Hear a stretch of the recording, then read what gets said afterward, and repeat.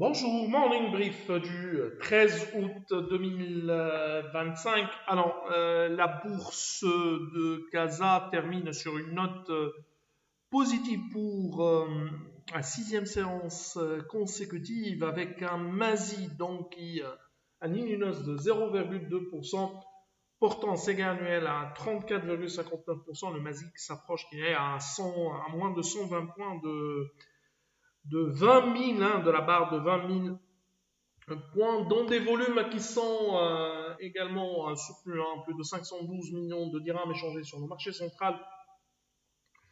Bank of Africa était le titre le plus actif avec un volume qui dépasse les 128 millions de dirhams, 71 millions 952 000 dirhams échangés sur Vicen et plus de 39 millions 787 000 dirhams de volume transigé sur CFG Bank. Pour ce qui est des principaux écarts de la journée, a signalé la hausse de 10% de Colorado, 9,99% également de progression pour DC Technologies, Jet Contractors avance de 6,27%, Rispa qui progresse de 5,90% et un gain de 5,36% pour Minier Lucid.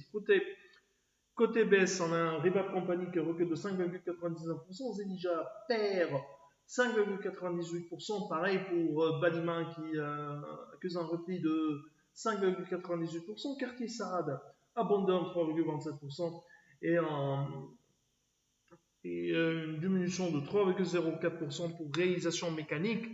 Alors, on a un manager qui a publié des chiffres décevants en T2 2025, du moins inférieurs à nos attentes en raison d'une parité dirham-dollar défavorable. Les revenus au T2 2025 recule de 15,1%, 2 milliards 98 millions de dirhams.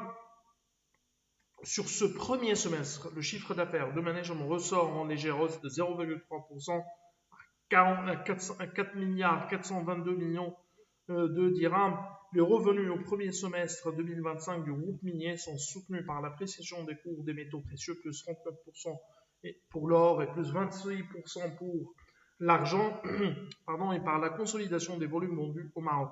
Cependant, les ventes de management ont été pénalisées par la diminution des volumes vendus d'or en Guinée en raison des perturbations conjoncturelles de la production et par la baisse du chiffre d'affaires lié à la mine de Pompi en raison de la suspension par les autorités congolaises des exportations de cuivre et de cobalt.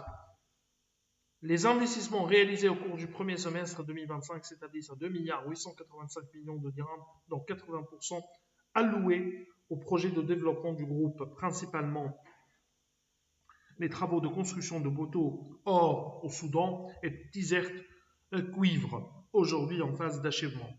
Management dit qu'elle poursuit activement les travaux de construction de ces projets stratégiques au Maroc, l'usine de sulfate de cobalt et le projet de gazia de Tendara, dont la mise en service est prévue début de 2026. Le groupe minier annonce une dette nette de 14 milliards 335 millions de dirhams, en hausse de 4 milliards de dirhams par rapport à fin 2024. Ces chiffres sont décevants. Nous envisageons de réduire les objectifs de revenus 2025 dans les prochains jours. C'est tout ce qu'on a pour ce matin. Nous remercions pour votre attention. On vous donne rendez-vous pour vendredi 15 août. C'est tout. Au revoir.